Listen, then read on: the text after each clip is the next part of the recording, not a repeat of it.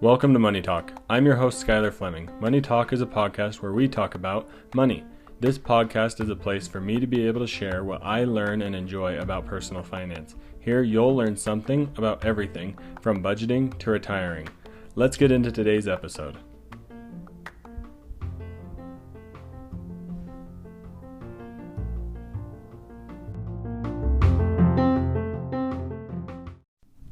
Hi, so just before we start with today's episode, I wanted to interject here with a quick thank you for everybody who's been listening to the podcast. I've noticed the podcast numbers growing and us getting more and more listens per episode, and I really appreciate the time you take to listen to me ramble about random financial things that I find interesting. I hope you find today's episode interesting and all the future episodes. I really like creating this podcast, and I know that there are people out there listening, so thank you so much for taking time out of your day to listen to my podcast, and I hope you are enjoying it. Please leave any feedback you have for me, either through the voice message link in the show notes or through reviews and comments on Instagram. You can follow me on Instagram, Fleming Financial Coach.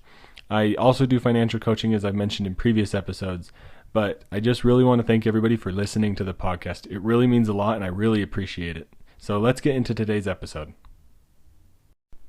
Welcome back to Money Talk. I'm your host, Skylar Fleming. In this week's episode, we're going to be talking about a written plan.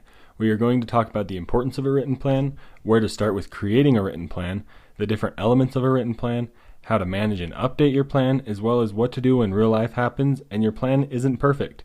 You'll commonly see people recommend creating a written plan when it comes to investing or when it comes to managing your personal finances. But how do you actually create one? How do you actually format a written plan? There are so many questions that come along with the grand idea of just create a written plan. Sure, the idea has good intentions behind it, and having a written plan is very important, but nobody teaches you how to actually do that. So let's do that today. First, let's talk about the importance of a written plan.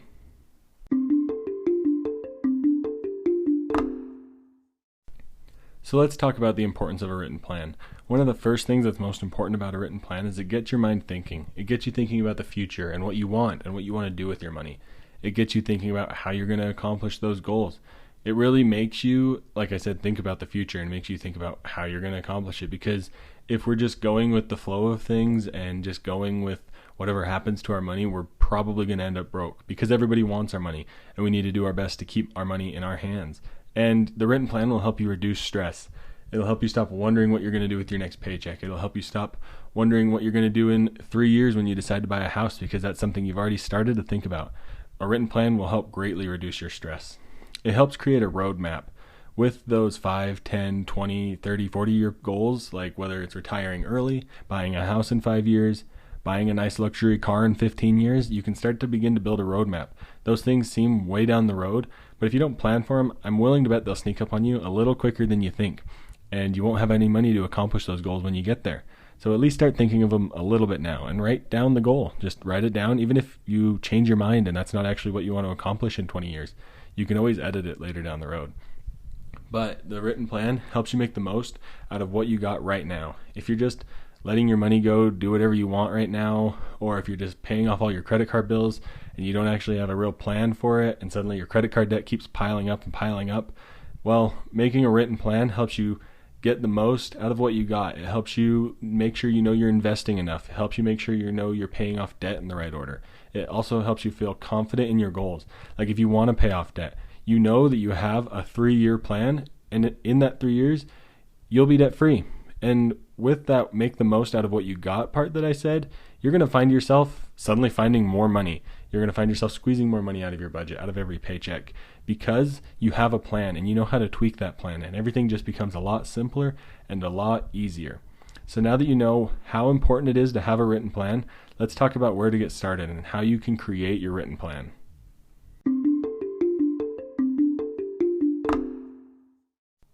So where do you start with creating a written plan? Well, the first step is probably to set your financial goals. Think about it, 5, 10, 20 years from now, where do you want to be? Let's think about some goals. So 5 years. If you're brand new married, 5 years might be a good time to start looking into a house. If you're just coming out of high school, 5 years is probably a good time to find your first real job and to figure out how to start planning for retirement. If you're just having like your third kid, 5 years might be a good time to start thinking about retirement. Maybe you're close enough to that. 5 years might be a time to think about upgrading the house, and how are you going to fix up your current house so you can sell it for the most value. 10 years from now, maybe you are completely retired. Maybe you want to go on a big vacation or a mission or do some big service project. 20 years, maybe you want to have great grandkids that you can support fully and that you can take on wonderful vacations and a legacy that you can leave behind. Just get your mind thinking about years and years and years down the road. What do you want to do? What if you're knee deep in debt? Getting out of debt should be a financial goal. Debt can be crippling and can leave you with chains tied around your legs so that you can't really do anything that you want to do. Debt payoff can be a financial goal that you want to hit. Like I said, retirement is a pretty big goal. Everybody has to retire, don't they? I mean, you can keep working, but eventually your body's going to get old and tired, and it's going to kind of give out. So you need to be ready to retire. You need to at least be ready to take a step back from hard labor.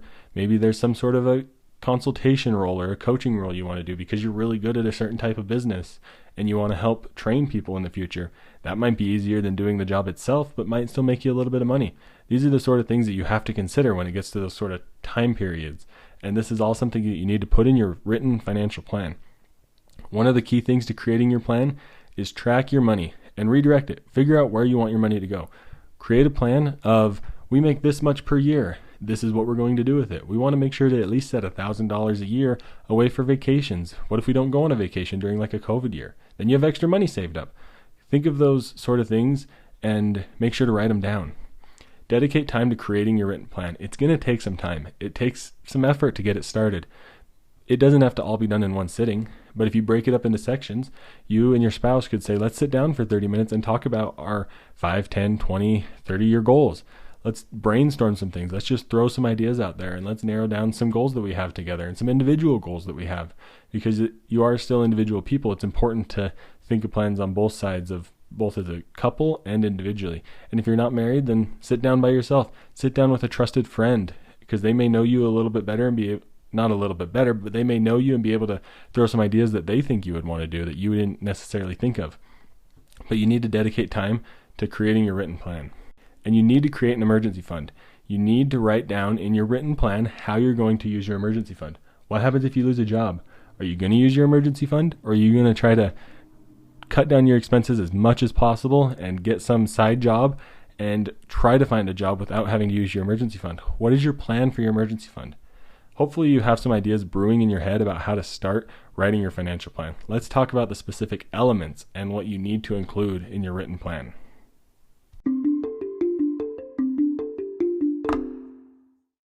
So let's talk about the different elements of a written plan. So the first part is your goals and your timeline. Like I said multiple times, you got to think of your 5, 10, 15, 20 year goals, and you need to figure out your timeline. Like, how long are you going to keep this plan implemented for? How long are you going to update it? All those sorts of things. You got to figure out a timeline so that you can keep yourself on track. Because if you just write it down with no real timeline or plan behind it, it'll just get adjusted and fall in by the wayside, and then you'll forget about your written plan. But you need to also write down your asset allocation. How much debt do you have? How much savings do you have? How much cash do you have? How much investment assets do you have? How much real estate assets do you have? What are your cars worth? All those sort of things, kind of like a net worth statement. But you need to write that down in your written plan so that you're aware at the current point when you're creating your plan how your financial situation looks. You need to write down an explicit money plan. Where is money going? How much money is being saved? How much is going to pay off debt? How much are you going to invest? Those sort of numbers are very important to create. That way you have your basis of your budget built in your financial plan. That way you know exactly how much you plan on investing, exactly how much you plan on paying off debt. If you're using a really aggressive debt payoff strategy, your investing might be zero. Your savings might be zero.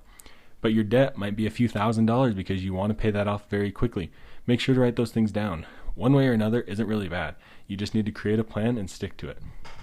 Write down your agenda. Like I mentioned, you need your timeline. What are your plans going forward with your plan? Are you going to update it quarterly, every 6 months, yearly?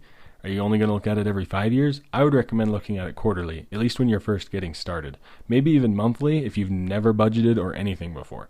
But at least quarterly, yearly is probably okay once you get into your groove and know what you're doing with your financial plan.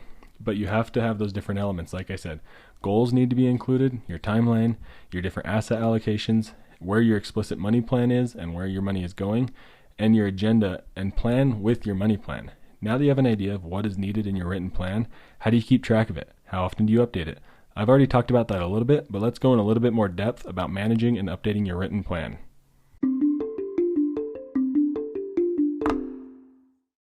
This section is going to be very brief since I already talked about it, but how do you manage and update your written plan? How often should you check it? Well, like I said, monthly if you're just getting started, quarterly if you're starting to get going and figuring things out, maybe every 6 months if you're really in a groove and your plan is solid and in place, yearly if you're really just cruising through things and doing really well for yourself and don't have any bumps in the road, which is very unlikely, but you really should check it more often than yearly. If you're doing less than yearly, either you have a really solid financially independent plan in place and you're good to go, or you're not checking it at all, most likely. But how often should you update it? Probably when you check it. Like, there should be little pieces of it that change, like your investment allocation. You're probably going to get raises at work. Maybe you should be putting more money into retirement, maybe less because you're trying to pay off debt.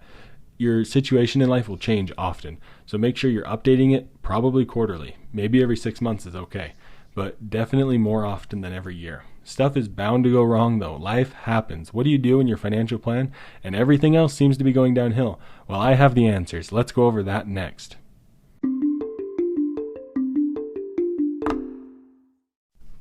So thanks for sticking around to the good part of this episode. Let's talk about what to do when real life happens and your written plan goes wrong. So what do? Everything is going wrong. You lost your job. Your spouse lost their job. Your kids have a bunch of bills due all of a sudden for a medical expense. Your car gets a flat tire. Your car gets totaled in an accident. Your investments just tank. There's a lot of things that can go wrong in this world, frankly. What do you do with your financial plan when that happens? Well, you want to hold tight to the plan. That's the reason for the plan, is if you can maintain it, great. But you want to write in that emergency section. What if you do lose your job? What if you can't contribute to your retirement right now because you just don't have any income and you're scraping by? Well, write that into your plan. Provide yourself that roadmap that I talked about. Reduce your stress through planning when you're not stressed. Because when stuff starts hitting the fan and you start getting really stressed, you make impulse decisions and they may not be the best decision in the moment. Sometimes that might happen. Sometimes you may still need to make an impulse decision. That's okay. But you should try to use your written plan to mitigate as much risk as possible. Because if stuff hits the fan and you're making all instant decisions and risky decisions, and then they all go wrong, that just piles on and piles on the stress. But if you at least have a small amount of things taken care of, like if you lose your job, write down that you're going to go start door dashing. You're going to sign up for Amazon Flex, Uber, Lyft, all those side jobs, and you're going to start doing them. Write that down so that you know in the moment what the next step is. But what do you do if the stock market goes crazy? Absolutely nothing. If the stock market starts dipping and you still have a job, keep investing, because then you're getting stuff on sale. If you start pulling everything out and panicking, then you're probably going to lose money. But write this into your plan so that you're prepared, because there can be a big wave of emotions when you see the stock market dip really hard in one day. You're like, is the world going to end? Is the economy going to crash? Probably not. We're probably going to be just fine. Write in your plan what to do. Maybe when the stock market crashes, maybe you write in your plan that you need to go into the mountains and go for a walk, or go into the forest or the hills.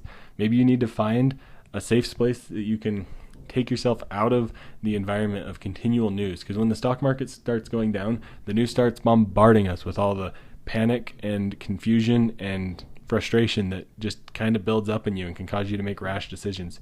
How do you hold the course? Just like I said, write it into your plan. Figure out what you need to do when stuff starts hitting the fan.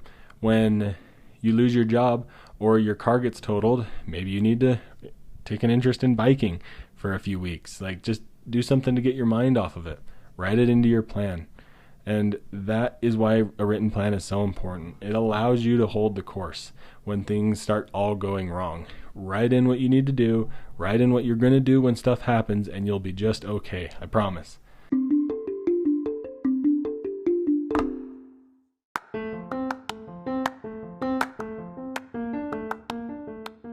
Thank you for tuning into today's episode of Money Talk. This week we covered the written plan. We talked about the importance, the different elements, managing and updating it, and what to do when real life happens.